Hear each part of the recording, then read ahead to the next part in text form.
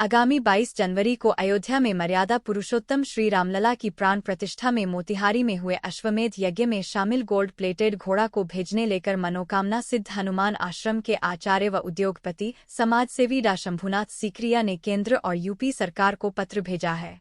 उक्त आशय की जानकारी देते सोमवार को डॉ सीकरिया ने बताया कि अगर सरकार अनुमति और सुरक्षा प्रदान करती है तो हमारी अभिलाषा के अनुरूप भगवान श्रीराम के मंदिर में यह गोल्ड प्लेटेड अश्व स्थापित होगा।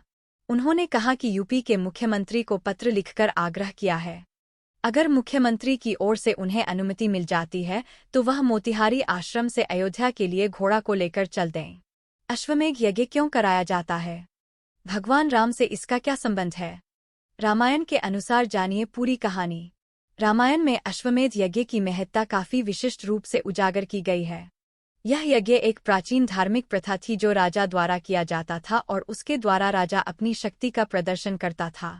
रामायण में अश्वमेध यज्ञ का वर्णन राजा दशरथ के पुत्र राम के द्वारा किया गया था।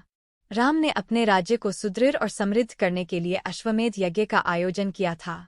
यह यज्ञ बहुत ही महत्वपूर्ण था क्योंकि इसमें एक अश्व यानी हॉर्स को विशेष रूप से चोटी पर लिगाकर भगवान के नाम पर छोड़ दिया जाता था।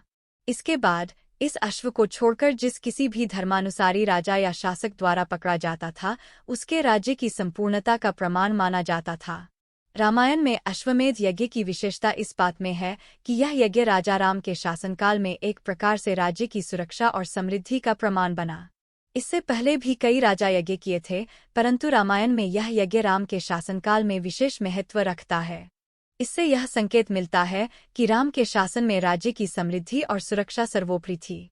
उल्लेखनीय है कि अप्रैल 2022 में डॉ सीकरिया ने कलयुग में देश का पहला अश्वमेध यज्ञ का आयोजन किया था, जिसमें गोल्ड प्लेटेड अश्व का निर्माण कराया गया और यह अश्व प्रभु श्रीराम से जुड़े अयोध्या, वाल्मीकिनगर, जनकपुर, सीताकुंड के साथ बनारस और गोरखपुर जैसे धार्मिक स्थलों का भ्रमण किया था।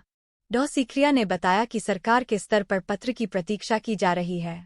उन्होंने बताया कि आश्रम धारा आगामी 22 जनवरी को भव्य दीपावली मनाने की तैयारी की जा रही है। डॉ सीकरिया से पत्रकारों द्वारा जब यह पूछा गया कि आप अश्वमेध यज्ञ करता है तो आपको प्राण प्रतिष्ठा समारोह में शामिल होने का न्योता मिला या नहीं, तो उन्होंने कहा कि प्रभु श्रीराम संसार के मालिक है। उनका दर्शन करने के लिए निमंत्रण की आवश्यकता नहीं होती। उनका दर्शन मैं अहंकार मुक्त होकर सामान्य रूप से करना ज़्यादा पसंद करूंगा। अगर आपको हमारी वीडियो अच्छी लगी तो लाइक और सब्सक्राइब जरूर कीजिए। प्रभु श्रीराम आपकी मनोकामना पूर्ण करेंगे। जय श्री राम।